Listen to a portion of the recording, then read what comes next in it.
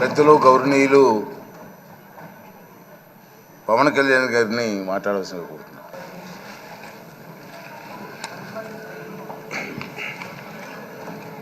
పదహారవ శాసనసభకి ఏకగ్రీవంగా ఎన్నికైన సభాపతి శ్రీ చింతకాల అయ్యన్ పాత్ర గారికి హృదయపూర్వక నమస్కారాలు, మీ శుభాకాంక్షలు. ఇది నేను మొదటిసారి అసెంబ్లీలోకి అడుగు పెట్టడం. ఇలాంటి సుదీర్ఘ రాజకీయ అనుభవం ఉన్న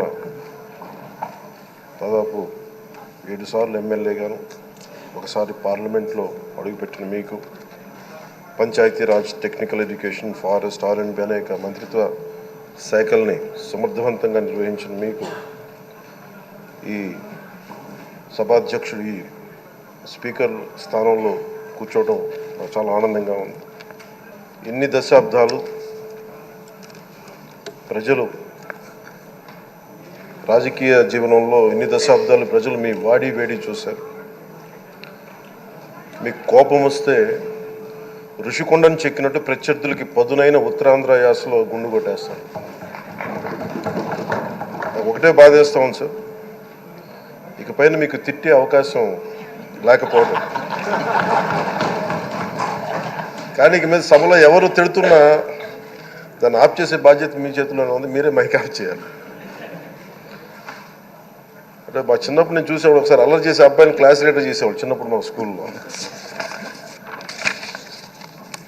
కానీ ఇన్నాళ్ళు ప్రజలు మీ వాడి వేడి పలుకులు, మీ ఘాటైన వాగ్దాటి చూశారు.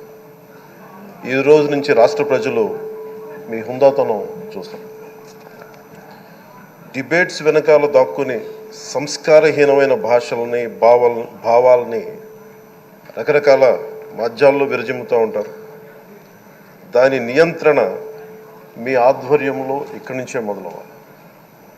ఇందాక సభానాయకులు గౌరవ ముఖ్యమంత్రి శ్రీ చంద్రబాబు నాయుడు గారు చెప్తారు, ఆడబిడ్డలు ఏ విధంగా నలిగిపోయారు ఈ రాష్ట్రంలో గత 5 సంవత్సరాల్లో. చిన్న లేదు, పెద్ద లేదు, ఎవరని లేదు. ఎవరన్నా సరే ఒక మాట మాట్లాడితే వాళ్ళు వ్యక్తిగతంగా దూషణ, సోషల్ మీడియాలో వాళ్ళని క్యారెక్టర్ అసాసినేట్ చేయటం, వాళ్ళు పెద్ద నాయకులు కావచ్చు, కార్యకర్తలు కావచ్చు, లేదా వాళ్ళకి ఎదురు తిరిగి ఒక ఒపీనియన్ చెప్పి ఎవరైనా సగటు మనిషి కూడా కావచ్చు, అది ఇక్కడితో ఈ రోజు నుంచి ఆగిపోవాలి అధ్యక్ష. అది మీ ఆధ్వర్యంలోనే మొదలవ్వాలి. గత ప్రభుత్వం తాలూకు సభ జరిగిన విధానం చూస్తే ఈ వ్యక్తిగత దూషణ ఇవన్నీ చాలా ఇబ్బంది పెట్టే ప్రజలు. ఈ రోజున వాళ్ళకి 11 సీట్లకు పరిమితం అయ్యారు, ఈరోజు లేరు, ధైర్యం లేదు వాళ్ళకి. విజయాన్ని తీసుకోగలిగారు కానీ ఓటమిని కూడా ధైర్యంగా కూర్చుకునే వాళ్ళకి స్థాయి లేదు, వాళ్ళకి పారిపోయారు ఇక్కడి నుంచి. భావంలో ఉండే తీవ్రత భాషలో ఉండాల్సిన అవసరం లేదు. భాష మనుషుల్ని కలపడానికి కానీ విడగొట్టడానికి కాదు. భాష విద్వేషం రేపడానికి కాదు, పరిష్కరించడానికి. ఎంత జటిలమైన సమస్య అయినా, భయంకర సమస్య అయినా చర్చల ద్వారా పరిష్కరించుకోవడానికి కానీ వివాదం సృష్టించడానికి కాదు. ఈ సభ ఉన్నది అందుకు. కానీ మనం చూసింది వాళ్ళ దగ్గర నుంచి బూతులతోటి, వ్యక్తిగత దోషులతోటి రాష్ట్ర పురోభివృద్ధిని ఆపేశారు. అలాంటి సభ కాకుండా ఇందాక మన పెద్దలు శ్రీ గౌరవ ముఖ్యమంత్రి చంద్రబాబు గారు చెప్పినట్టుగా ఇది భవిష్యత్తుకి ఇది ఒక ప్రమాణం అవ్వాలి.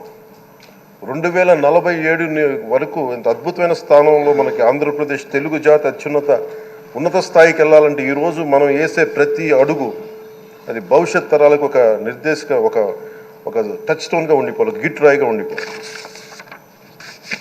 ఈ రోజున ఈ సభలో ఉన్న గౌరవ సభ్యులందరూ చట్టాలు చేయడానికి ఉన్నారు, చట్టాలు ఉల్లంఘించడానికి కాదు. విభేదించడం అంటే ద్వేషించడం కాదు, వాదించడం అంటే కొట్టుకోవడం కాదు. ఇవన్నీ విభేదించడం, వాదించడం ఇవన్నీ ప్రజాస్వామ్యానికి చాలా మౌలికమైన పునాదులు. ఆంధ్రప్రదేశ్ ఆవిర్భావం జరిగి అసలు భాషా ప్రయుక్త రాష్ట్రాల ఆవిర్భావమే మన ఆంధ్ర రాజ్యంతో మొదలైంది. అమరజీవి పొట్టి శ్రీరాములు గారి బలిదానం మీద మన రాష్ట్రం పుట్టింది. 56 రోజులు తిండి తిప్పలు తినకుండా నరకం అనుభవిస్తూ ఆయన బలైపోయారు.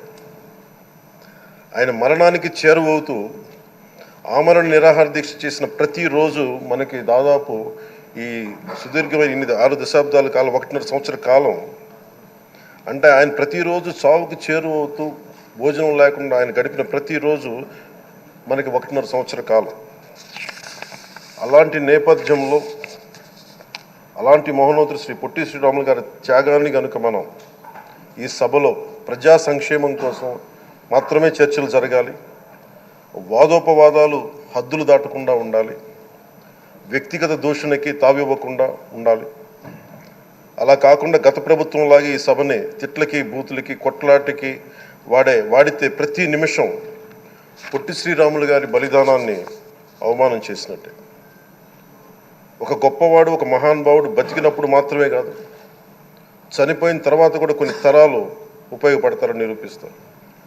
అలాంటి కోవకు చెందిన మహానుభావులు ఆంధ్ర రాష్ట్ర సృష్టికర్త, భాషా ప్రయుక్త రాష్ట్రాలకు శ్రీకారం చుట్టిన ద్రష్ట, అమరజీవి శ్రీ పొట్టి శ్రీరాములు గారి స్మృతిలో ఒక విలువలతో కూడిన ఒక సత్సాంప్రదాయాన్ని తెరలేపుతూ మీ ఆధ్వర్యంలో ఈ సభ జరగాలని, ఈ 5 ఏళ్ల ప్రజాప్రస్థానంలో ఈ విలువైన 5 ఏళ్ళు రాబోయే తరానికి గొప్ప భవిష్యత్తునిచ్చేలా, అన్నం పెట్టే రైతుకి, కౌలు చేసుకునే రైతుకి, రైతు కూలీకి అండగా ఉండేలా, మహిళలకి భద్రతతో పాటు ఉన్నత స్థాయికి ఎదిగేలా, ప్రభుత్వ ఉద్యోగులకి భద్రత కల్పించేలా, పశువు పక్షి ప్రకృతి సర్వజనులందరికీ కూడా మతాలకి ప్రాంతాలకి అతీతంగా సుభిక్షంగా అభివృద్ధి పదంలో ఆంధ్రప్రదేశ్, ఆంధ్ర రాజ్యం అద్భుతమైన ప్రగతి సాధించేలా ఈ చర్చలు సాగాలని కోరుకుంటూ, సభాపతి అయ్యన్న పాత్రుడి గారికి